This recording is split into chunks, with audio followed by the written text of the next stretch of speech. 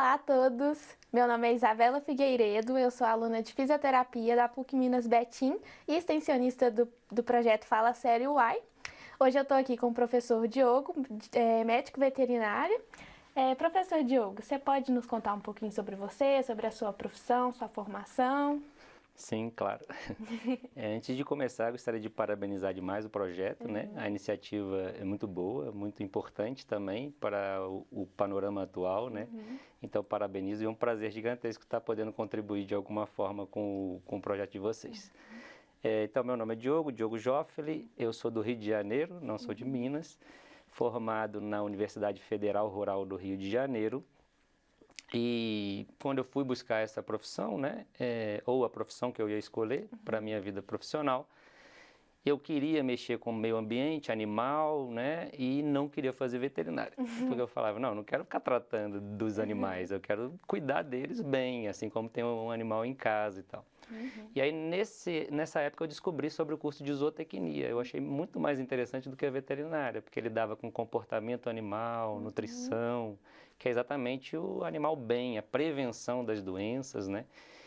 Então, escolhi zootecnia, fiz zootecnia, formei em zootecnia, e eu tive uma influência do meu pai, que meu pai é médico, né? Médico cirurgião, e ele falava, não, faz veterinária também, faz veterinária. E aí, como eu cheguei no final do curso de zootecnia, com essa ideia de cuidar, manejar os animais, aproveitando muito o curso, eu fiquei chateado em mandá-los para o abate, digamos assim, numa produção animal, né? Tinha outras áreas, né? Mas eu acabei indo mexer com animais silvestres e eu fazia uma produção animal para a vida livre. Então, eu fazia projetos de reintrodução de animais para produzi-los e não abatê-los, né? Em termos de nutrição. Então eu fui para veterinária por conta disso, fiz uma prova de reingresso, passei e gostei muito do curso, de atuar no curso também.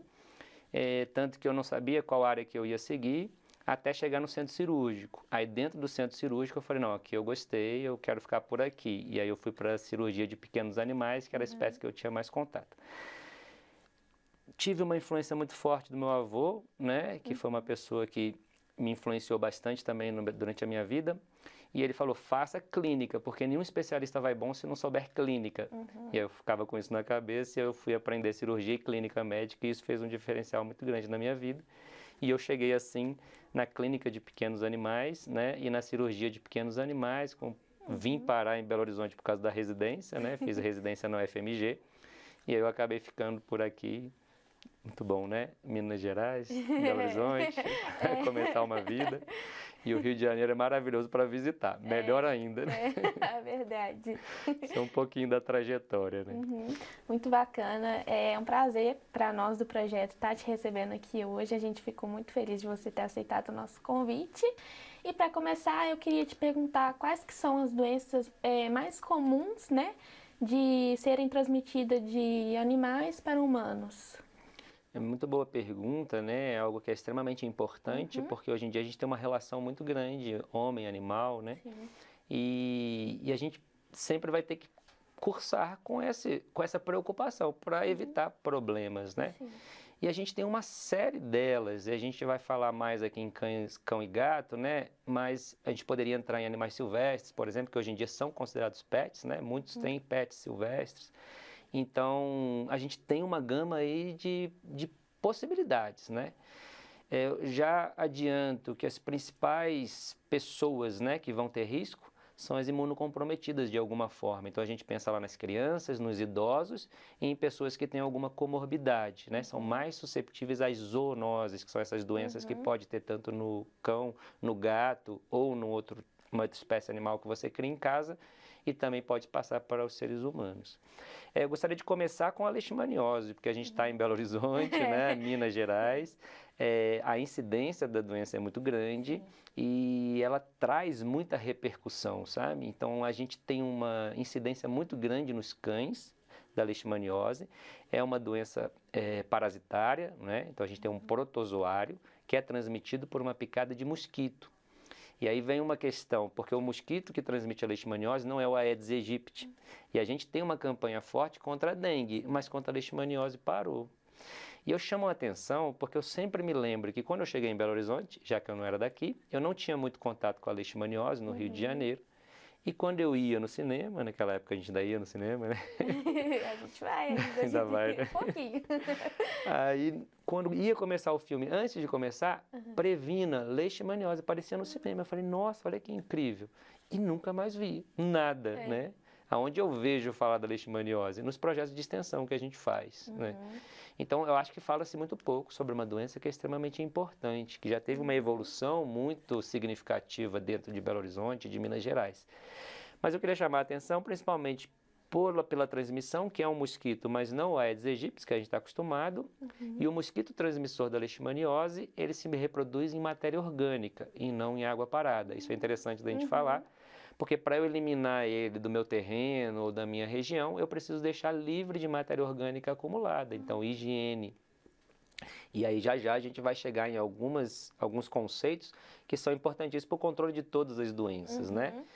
O cão é o principal reservatório urbano da leishmaniose, ele adoece, né? Ele tem morbidade elevada, a gente perde pacientes por leishmaniose com mãos atadas, assim, a gente faz tudo o que poderia ser feito por eles, mas a evolução da doença em organismos específicos, muitas vezes ela é cruel, principalmente quando ela envolve a insuficiência renal, e aí a gente não consegue evoluir esse paciente, ele acaba vindo a óbito pela leishmaniose e as complicações que ela causou. Então, para o cão, ela é muito significativa. A circulação dela na medicina, na espécie humana, né, vamos dizer assim, ela tem um número elevado. A gente, se fosse pensar em fazer a sorologia de todos os humanos, talvez a gente tivesse muito contato com a doença, mas os que adoecem é um número reduzido em comparação ao que a gente vê na clínica de pequenos animais. E os óbitos, a maioria deles estão relacionados com as pessoas imunossuprimidas. Um exemplo principal é o HIV positivo, né? Então, ele é mais acometido por essas zoonoses e a leishmaniose também pode levá-lo a óbito. Então, isso é um pouco da importância da leishmaniose para o cão e quem vai cuidar do cão e para as pessoas que convivem. Não adianta eu pensar que o meu cão positivo vai me contaminar, não, porque quem transmite é o mosquito. Então, eu posso ter um cão positivo bem manejado que não transmite, ele é epidemiologicamente curado, né? A gente monitora isso para eu poder manejar bem esse cão positivo. No tratamento deles, a gente vai levar a cura clínica, ele está bem clinicamente e está epidemiologicamente estável, excelente. Mas ele nunca deixa de ter o parasita, então ele fica ali convivendo com aquele organismo e em alguns momentos pode ter recidiva. Então a monitoração desse cão ela é importantíssima, né? Os retornos frequentes ao veterinário. E isso também eleva um pouco o custo, né? Porque eu vou fazer exames seriados, a monitoração dessa cura epidemiológica ela é um pouco onerosa, o tratamento vai ser oneroso e a morbidade desses animais ela também preocupa um pouco, né? E sem contar o risco para a população humana. Isso falando da leishmaniose, agora não posso deixar de falar da esporotricose, então são duas das principais. O Rio de Janeiro teve a primeira evolução epidêmica da esporotricose, né? Então tem muitos estudos da esporotricose que são vinculados à Fiocruz do Rio de Janeiro por causa disso. Mas Minas Gerais vive esse avanço da esporotricose. Aí a gente já está falando do principal reservatório, o gato, e não o cão. Então o gato semidomiciliado, que é aquele que tem livre acesso à rua, é um risco muito grande. E claro, os errantes, né, que vivem na rua. Só um comentário sobre a leishmaniose que eu esqueci, que é que ela está muito associada a áreas de vulnerabilidade também. Então, quanto mais periférico, maior o risco, né? Saneamento básico, tudo isso. E a esporotricose, ela vem com uma contaminação ambiental, é um fungo agora, a gente está falando de um fungo, que ele está na matéria orgânica do solo, né? Mas ele também pode acometer o felino. O felino vai no solo, enterra as fezes, arranha tronco, né? E briga demais, né? Então é encrenqueiro, né? O macho felino não castrado, ele é um problema epidemiológico gigantesco, porque ele é, vamos dizer assim, promíscuo, né? Vamos dizer assim. E ele frequenta as colônias de gatos, né? Então ele não para, ele vai aqui, sempre procurando uma fêmea para a reprodução, né? Chega lá, tem um atrito. Aí ele briga com a fêmea, briga com os machos daquela colônia, vai para outra. Então olha a circulação que ele faz. A gente tem tanto a leishmaniose, que tem algumas espécies de leishmania que são importantes, na esporotricose a gente tem uma característica importante, que há um tempo atrás, antes da expansão da zoonose, da doença zoonótica, né, ela era atribuída à doença do jardineiro, por exemplo, porque eu estava mexendo no jardim, furava com o espinho da planta, inoculava o fungo e eu tinha esporotricose. Então era extremamente raro, chamava-se doença do jardineiro, inclusive. E lá a gente tinha uma espécie, que era o Sporotrix schenck, que era o mais isolado, né? E agora, na esporotricose zoonótica, a gente tem o Sporotrix brasiliensis, que está associado à esporotricose zoonótica felina. Então, ela já tem esse nome, esporotricose zoonótica felina. E a transmissibilidade dela é mais acelerada do gato para o homem do que a própria leishmaniose. E o gato arranhando qualquer pessoa, se ele é positivo, ele pode transmitir. Arranhando, mordendo, né? E às vezes só o contato da lesão da esporotricose, ela pode causar com uma lesão na sua pele, né? Já pode ser suficiente para a inoculação do fungo. As duas doenças são extremamente importantes, né? E o que a gente tem de característica para isso? Na leishmaniose canina, ela pode ter milhões de apresentações clínicas. A gente não consegue ter se a gente for na capa do livro, é um cão magro, com lesões de pele, sangramento na ponta de orelha e no focinho. Mas se eu pego um cão de apartamento com um cuidado mais avançado, esse cão pode ter só uma diminuição de apetite e já ser a leishmaniose, não chegar a essas imagens de livro. Já a esporotricose é uma ferida ulcerada, então ela chama mais atenção, né? É um aspecto mais... Se não for esse cão da leishmania de capa de livro, o gato sempre vai ter a ferida de pele.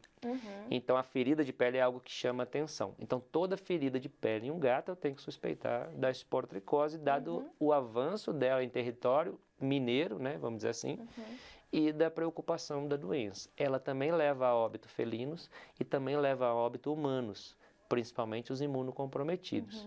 E mais ainda quando ela comete vias aéreas. As duas são doenças sistêmicas, a leishmaniose e a esporotricose.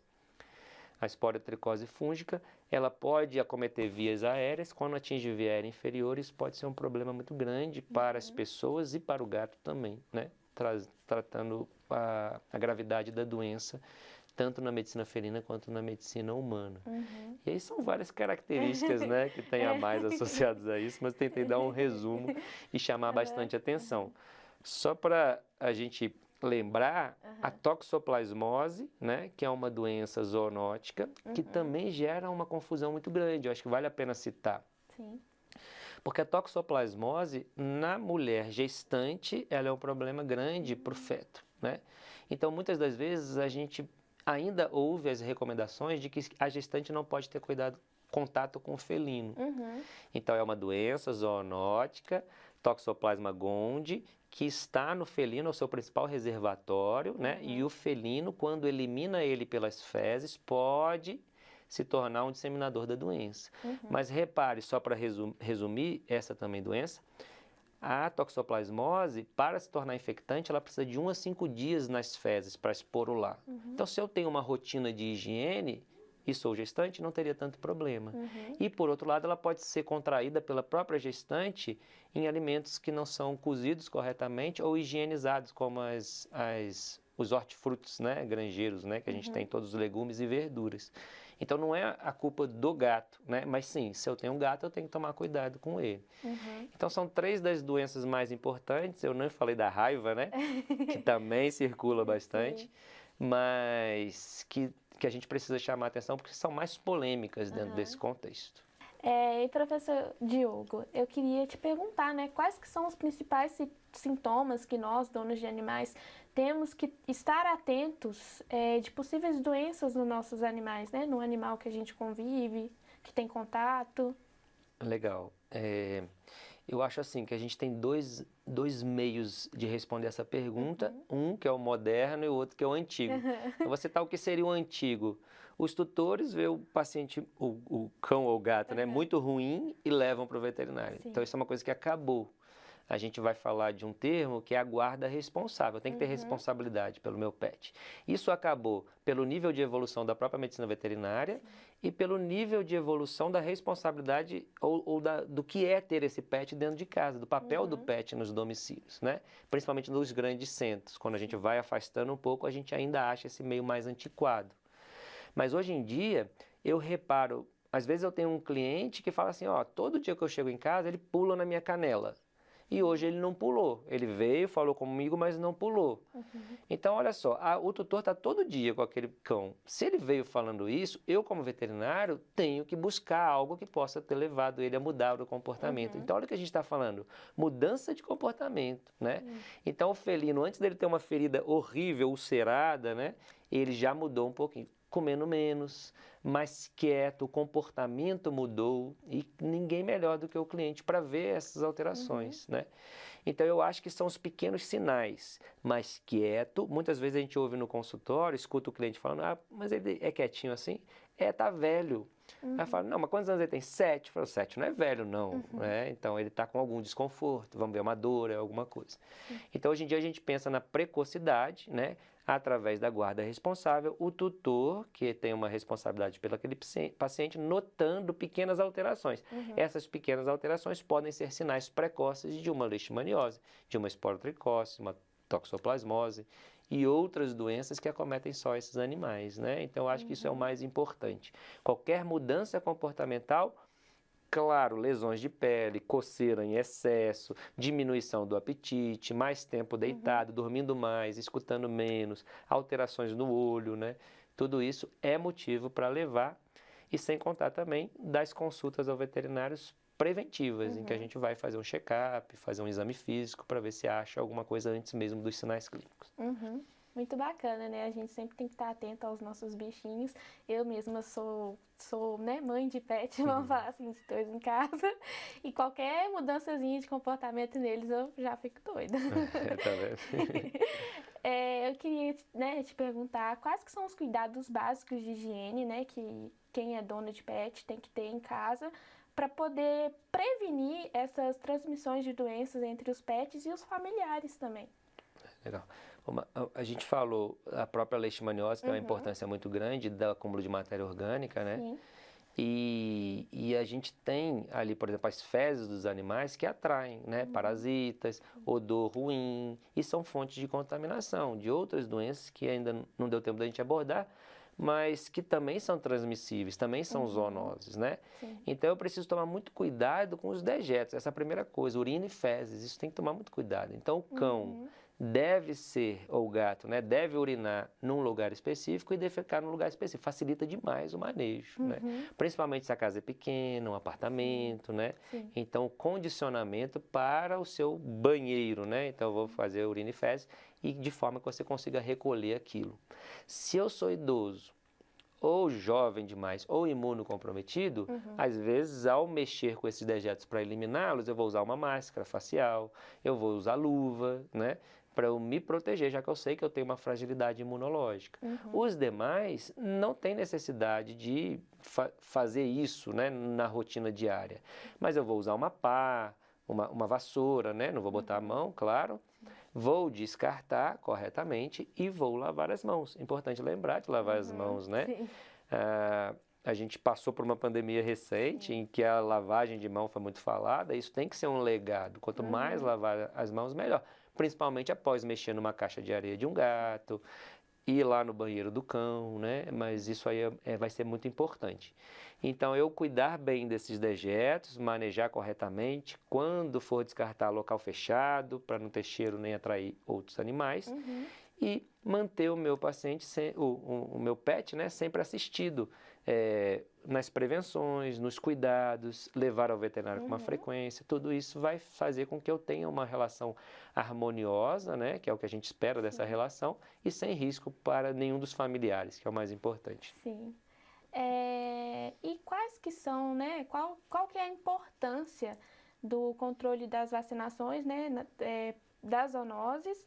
Se tem vacinas que são obrigatórias ou as que são recomendadas? Com relação à zoonose, né, isso tem uma questão importante. O que a gente tem de recomendação, né, para vacina, programa vacinal do cão? A vacina antirrábica. Do cão e do gato, né? Desculpa. A vacina antirrábica. Essa não tem, ela circula nos meios urbanos. A zoonose tem diagnosticado morcegos frugívoros positivos. E se eles caírem no chão, quem vai brincar com eles? O cão e o gato, Então, não tem desculpa. Apartamento, o morcego entra voando. Ah, mas o meu apartamento é telado. Ele passa pelo buraquinho da tela. E se ele chegar no gato, o gato vai fazer o quê? Ou caçar ou brincar. Uma das duas coisas, né? E aí, se tiver um acidente, pode haver a transmissão. E a raiva é uma doença de extrema importância, né? Então, a vacina antirrábica, assim, não tem discussão. A outra vacina que a gente tem é a polivalente, tanto para o gato quanto para o cão. Mas das doenças que eu citei e outras zoonoses, elas não protegem. A zoonose que está associada à vacina polivalente do cão é a leptospirose. Já é interessante, porque circula menos ali e muitas das vezes o cão tem contato com roedores, que é o principal disseminador da leptospirose, né? Então essa é uma zoonose e tem na vacina do cão. As demais são muito importantes para o cão, mas elas não são zoonoses, sabe? Então eu tenho doenças que vão causar muito mal, com risco de óbito, né? Morbidade elevada, internações e às vezes sequelas ou mesmo óbito, que são prevenidas pela vacina polivalente, como no gato felve, né? E no cão, parvovirose e sinomose, que são ali as principais para a gente falar, além de outras. Tá? Muito importante. Eu queria te perguntar, né, como que os parasitas, os carrapatos, eles podem, né, influenciar na saúde tanto dos nossos pets quanto na nossa, e qual que é a melhor forma de prevenção a eles, né? Porque carrapato está em todo lugar. A pulga também. A pulga também. Vale a pena a gente comentar, né, de dois hábitos distintos. A pulga, ela pica e sai, ou seja, ela está no ambiente e não no cão. Então, se o meu cão tem no apartamento pulga, ela não está nele, ela está nas frestas. Então isso é importante, porque às vezes eu vou ter que contratar uma empresa. Eu aconselho sempre contratar uma empresa, né? Você vai ficar borrifando em casa produtos químicos, pode causar muitos danos, né? Para a pessoa, para os familiares. Uma empresa para trabalhar no ambiente, porque o ambiente está contaminado. A pulga vai gerar muito prurido, né? Tem cães ou gatos que têm alergia à picada da pulga. Então, eu tenho uma doença alérgica à picada parasitária, mas principalmente à pulga. Então, ele desencadeia um processo alérgico que tem que ser tratado. Por quê? Por causa da picada da pulga. E, além disso, a pulga é transmissora de um verme, que é um endoparasita, que é o dipilídeo. Ele pode ser transmitido pela pulga e as pessoas, né, principalmente os cães, mas pode até chegar em seres humanos, podem desenvolver essa verminose. E o carrapato, por outro lado, ele fica sugando, se alimentando no cão bastante tempo. Então, eu acho ele mais fácil no cão ou no gato, né? O gato tem menos incidência de carrapato do que o cão, mas a pulga ela pode acometer os dois. Então, ela causa muito desconforto, né? Pode transmitir verminoses. O carrapato pode transmitir as hemoparasitoses, que são muito comuns também. Erlíquia, anaplasma, babesiose, né? São parasitas, né? A babésia, que vai causar babesiose, né? A anaplasmose e a erliquiose, que vão causar alterações celulares importantes e algumas apresentações clínicas que podem também até levar a óbito esses animais, transmitido pelo carrapato. Então, a gente tem que manter os cães e os gatos livres dos ectoparasitas. É muito risco, né? Você vê, além do desconforto. Então, a gente tem produtos muito bons hoje em dia que protegem, né, comerciais, e eu preciso lembrar do ambiente, sempre. Não esqueçam do ambiente, né, o paciente e o ambiente, porque esses parasitas podem estar por lá. Sim. E para finalizar, professor Diogo, eu queria, né, te perguntar quais dicas gerais que você pode dar para a gente e para os nossos telespectadores de cuidados que a gente pode manter com os nossos pets para a gente poder, né, ter uma convivência sempre saudável com eles e da gente também manter essa rotina, né, para sempre estar ali deixando os nossos pets saudáveis, evitar que aconteça, né, esses tipos de transmissões de doenças, como você mesmo já falou no começo. Eu vou aproveitar, a gente falou muito de doença, né? Mas vamos pensar na prevenção delas, a gente não quer que elas aconteçam. Sim. Os pets, eles estão como nós, eles estão estressados, né, vamos dizer assim. Sim. Então, a ansiedade, o mal do século, está nos pets, a gente está dando isso para eles, né, de legado, da nossa proximidade, da nossa convivência. Então, a gente vai ter alguns distúrbios nutricionais, né, que muitas das vezes estão associados ao estresse. Então, esse movimento, né, orgânico, fisiológico, que o estresse crônico traz, ele é muito deletério para o sistema imune, por exemplo, né? Então, a gente vai ter que pensar na saúde mental dos nossos pets, vamos dizer assim, né? Então, eles têm que ter algo para fazer. São animais... Os gatos são caçadores, eles não param. Quer dizer, eles dormem muito à noite, né? Mas assim, eles dormem mais até de dia, né, do que à noite, mas eles são caçadores. Na hora que for para caçar, eles vão correr atrás, vai ter um gasto energético, eles vão se alimentar naquele momento. E às vezes a gente tira todo o gasto energético e disponibiliza comida, né? Isso é uma falha muito grande. Eles não precisam comer muito, eles precisam estar nutridos, né? Só isso. E as rações, tem rações muito boas que nutrem bem esses pets. Então a gente tem que dar exercício, tem que fazer o que eles gostam, né? Tem que dar limite, porque um ser sem limite nenhum, ele pode se tornar um problema, tanto em relação ao estresse. A gente tem as marcações de território, que são considerados problemas, por exemplo, comportamentais em casa, mas para o cão marcar território é extremamente estressante, porque ele marca e você limpa, ele vai lá e marca, e você limpa, ele marca, ele passa a vida ali doido marcando território. O gasto energético está alto, o estresse dele está alto, e será que o sistema imune está no melhor do seu momento, né? Então, quando a gente domicilia esses animais, a gente tem mais proximidade deles, maior facilidade de visualizar seu comportamento e a apresentação de sinais clínicos, que pode ser só uma prostração, uma claudicação ou lesões de pele que vocês consigam ver, que nós conseguimos ver, né?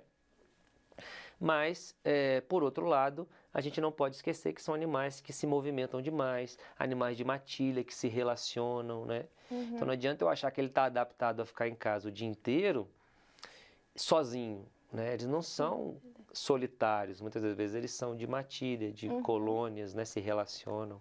Então eu acho que é bem por aí, uma boa nutrição, um bom manejo comportamental, isso é uma coisa que a gente falha demais, esquece. Então, a academia do cão, não vou na academia? O meu cão tem que ir para a academia, já que ele não fica em casa trancado o dia inteiro, né? E, claro, né, as visitas periódicas, as prevenções por vacina, vacinas em dia, visitas periódicas ao veterinário. E sempre que tiver qualquer alteração detectada, consultar o veterinário para realmente entender se aquilo é um risco ou se não, se é algo mais tranquilo, que a gente possa ficar mais tranquilo também. Tá? Então, acho que é bem por aí, pensar nesses pilares todos, né, que não foge muito da gente, né? Eu acho que é um conjunto, né? Corpo são, mente sã, né? Verdade. E aí a gente tem uma boa prevenção às doenças também. Sim, muito bacana. Professor Diogo, foi muito bom te receber aqui. Eu quero agradecer, né, por você ter doado um pouco do seu tempo para estar aqui no nosso projeto. Sinta-se totalmente bem-vindo e convidado para vir mais vezes, né, para trazer esses assuntos sobre pets aqui no nosso projeto, que a gente gosta bastante. E agradecer, né, porque foi um assunto muito bacana, como mesmo eu falei, eu tenho, né, meus pets em casa e é muito legal saber desses cuidados que a gente tem que ter no nosso dia a dia. Muito obrigada, viu? Nada, eu que agradeço, foi um prazer gigantesco, né? Espero ter contribuído realmente, Claro. Estou à disponibilidade também, vocês precisando. E parabenizar demais a iniciativa e o projeto de vocês. Obrigada. E para você que está aqui acompanhando a nossa página do Fala Sério Uai, nos siga e acompanhe os nossos outros conteúdos que a gente sempre vai tentar trazer profissionais renomados para falar sobre diferentes assuntos de saúde e com informações verídicas. Obrigada, viu, gente?